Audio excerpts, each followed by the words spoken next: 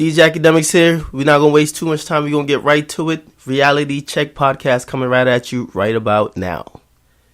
So let's get right into it. Let's get right into all the negativity that's been going on recently. And first of all, oh my God, first and foremost, Chris Brown. Chris Brown arrested and charged for assault. If you haven't heard, the Howard Homecoming went down this weekend and everybody was out there, including Chris Brown. So Chris Brown was in the DC area and he was doing a couple of performances and appearances at clubs. When he was seen in public, he was approached by a female fan and he was taking pictures when he got photobombed by a male. Now, it's reported that Chris Brown looked at the guy and said, I quote, "I'm not into that gay shit. I'm into boxing." Something straight out of the playbook of Gucci Mane. And then went on to give the guy the serious case of the beats. Yes, ladies and gentlemen, gave that guy that work. Him and his bodyguard lumped the dude up, broke his nose, sent him to the hospital, pounded him out, showed him he wasn't about that life. But of course, to every action, there's a reaction. And then there's consequences. So Chris Brown and his bodyguard got arrested. And initially, it was going to be thought that they would be booked on felony assault. But then it was reduced to a misdemeanor.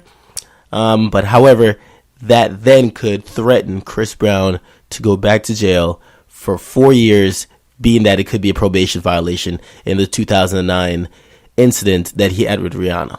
Now, everyone knows this situation is very near and dear to my heart because Chris Brown is one of the leaders of the light-skinned new school.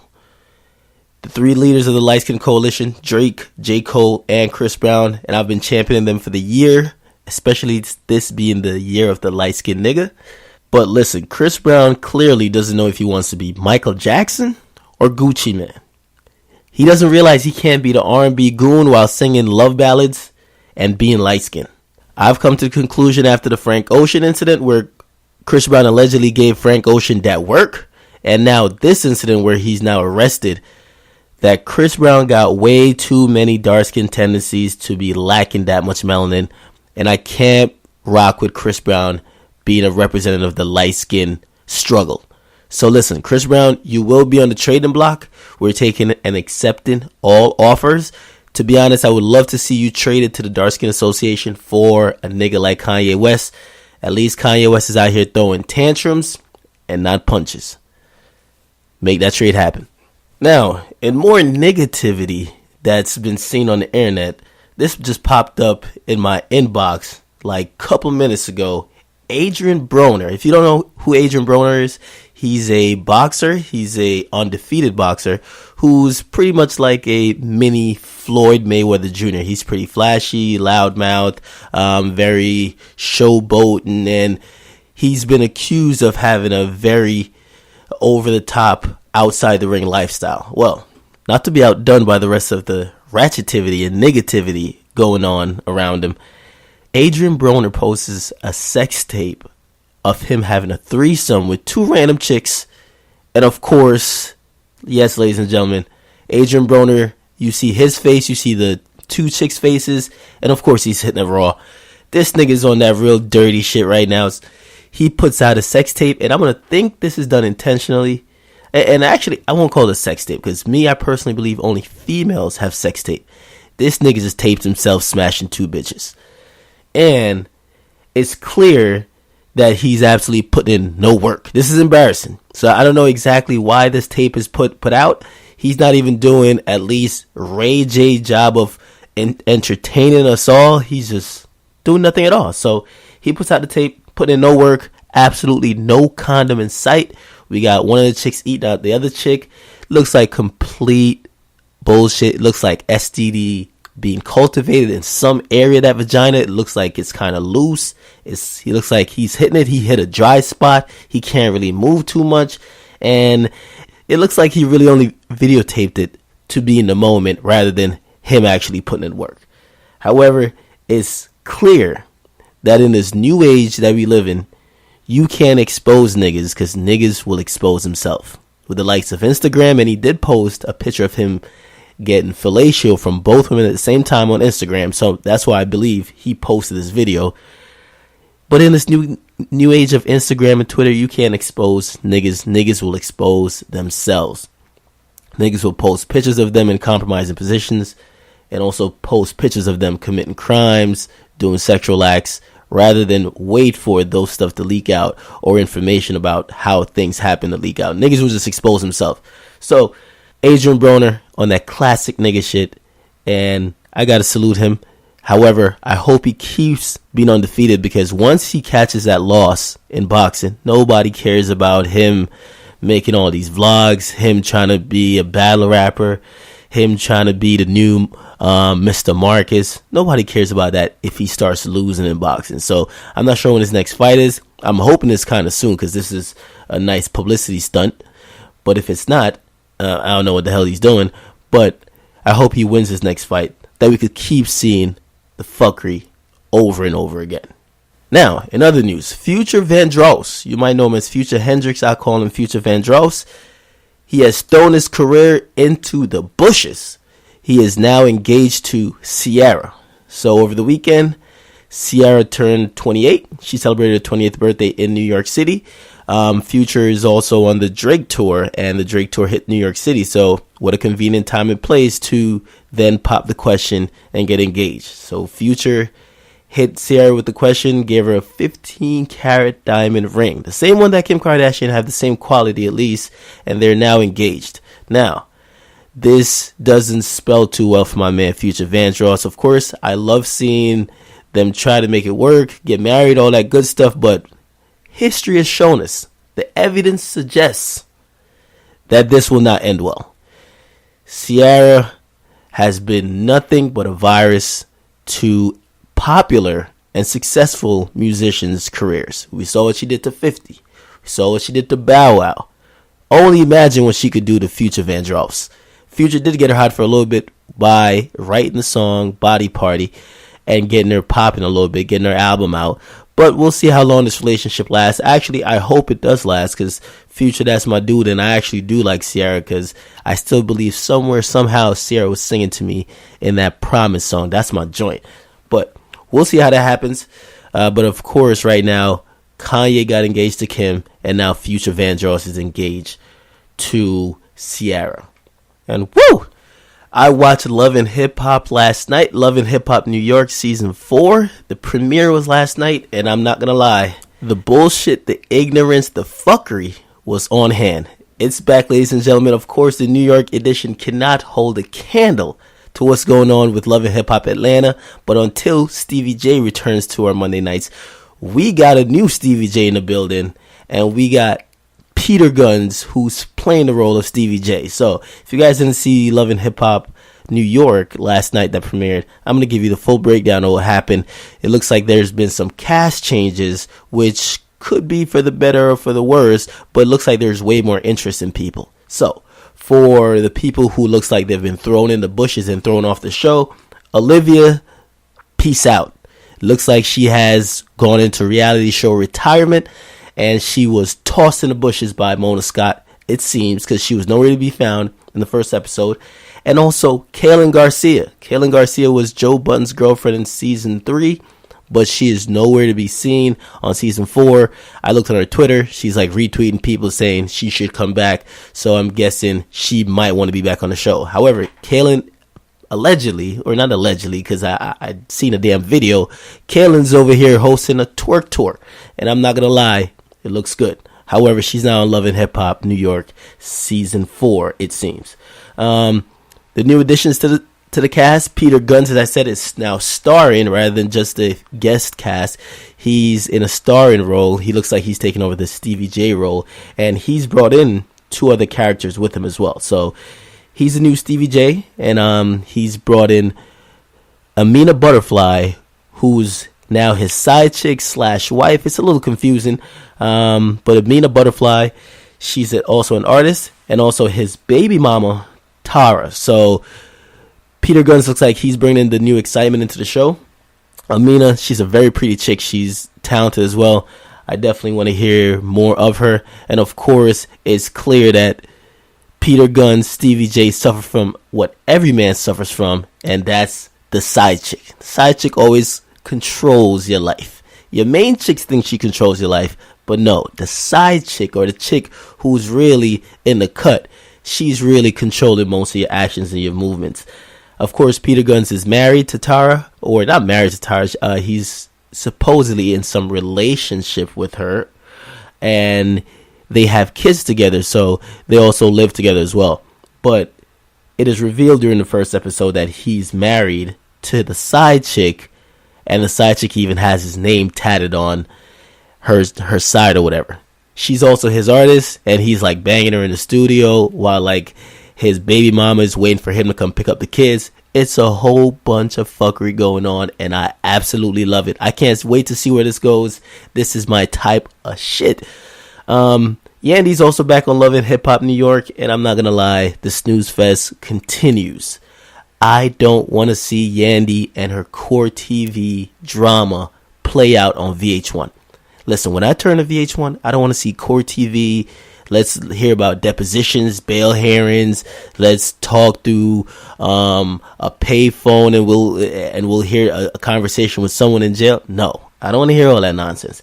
I want to see ratchetness, ignorance, and infidelity. I want to see somebody get shot, stabbed, slapped, jumped. I want to see all type of bullshit go down. So, Yandy, miss me with that. I still think you need your own show. I don't know why Mona hasn't given you your own show yet. But Yandy, in the first episode, was teamed up with my homie, Rich Dollaz. And they both now have a quote-unquote record label. So, Yandy and Rich Dollaz teaming up. Rich Dollaz, of course, if you guys remember from last season, he was an integral part of the whole season. He's back again, and he's back probably going to be on that bullshit, so time will tell, but he's back teaming up with Yandy for a record label. Not only that, we have Erica Mena that's coming back in, and of course, oh my god, she's looking so fine. As I said, I keep telling everyone, I keep saying this on Twitter, the weakness of every nigga is a Spanish woman. Black chicks, don't be fooled. Niggas will lie to you to make you feel good. But a nigga is weak in the knees for Spanish chicks. That's just how it is. Can't change it. That's how it'll continue to be. But Erica Mena, she's looking fine as ever. She might not have a lick of talent singing. Maybe her talent is in stripping or making a sex tape or something. But clearly, she's fine and she's just a dime piece for us to see. She also announced that she's no longer into men. She switched sides. Surprise, surprise. And now she's dealing with women. Yeah. I'm not going to comment on how valid I think that is, but salute to her always having somewhat of a storyline, remaining relevant, and not tossed off the show like Olivia and Kaylin. So, big shout out to her for that. Also, it is seen a sneak peek of Saigon, who wasn't really featured on the first episode, but he'll be on the next episode. And of course, the man who will sweat and sweat and sweat. We got my man Joe Budden still on the scene. And of course, he's back with Tahiri. Everyone loves Tahiri, right? So Tahiri's back on, and they're back in a relationship trying to work it out. And Joe Budden's still on that yin-yang, whisper flow type of voice. He's still in that calm, zen type of mood. And he's handling it like a pro. So big shout out to Joe Budden. We all know that Joe Budden knows how to navigate through reality TV, that it doesn't portray him as anything than what he actually is. So shout out to him.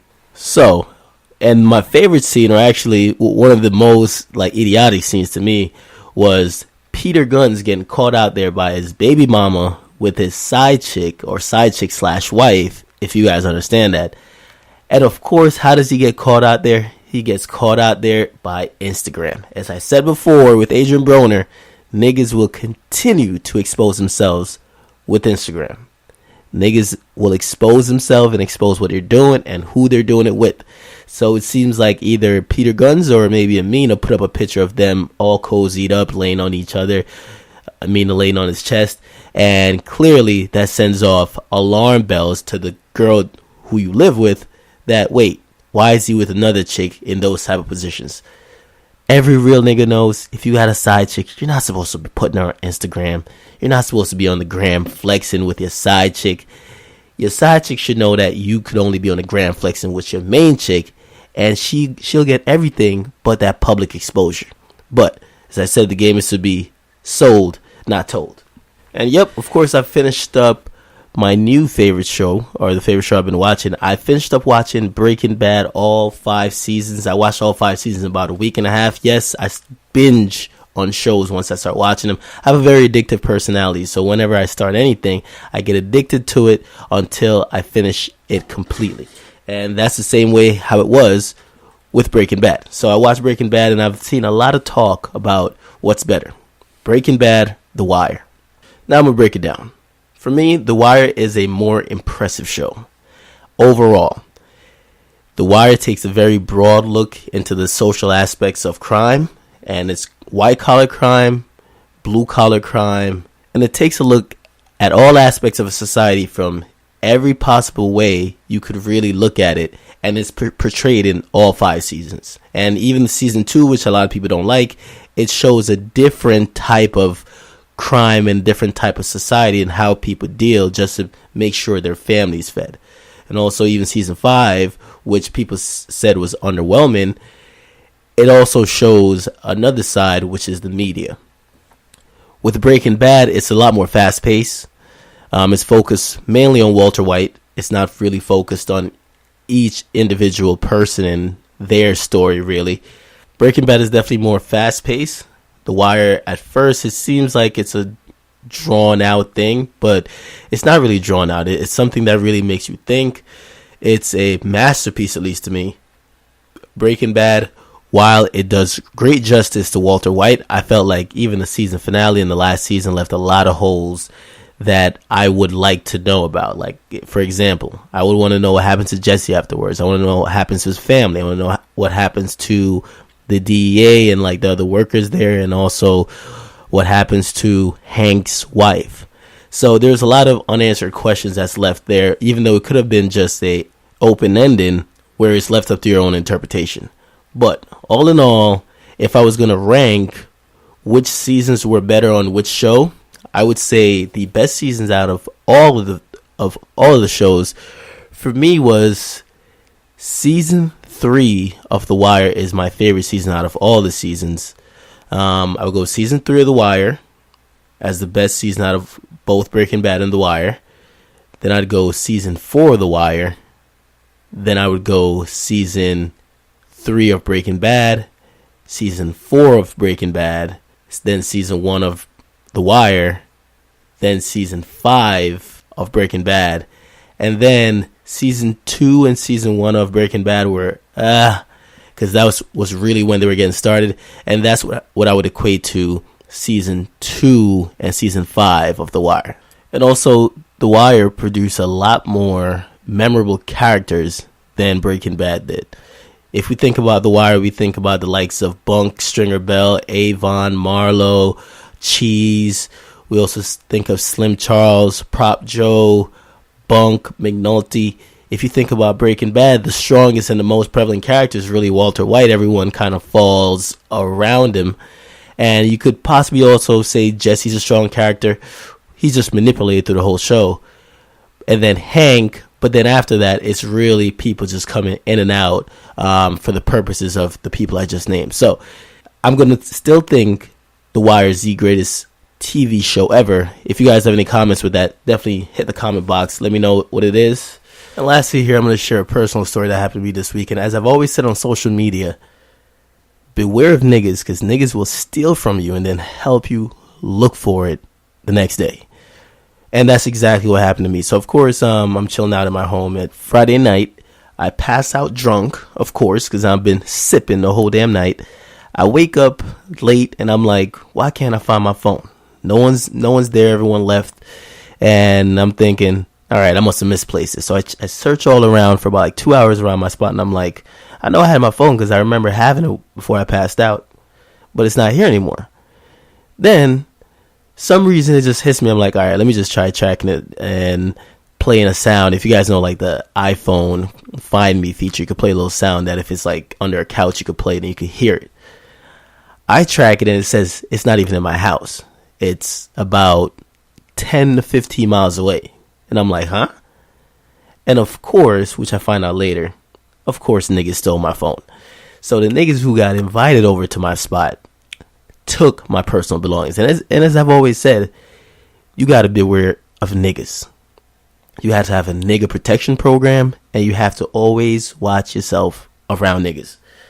So, of course, niggas make the dumbest criminals because they couldn't figure out how to turn the phone off or turn the tracking off or somehow prevent me from finding out exactly where the phone is.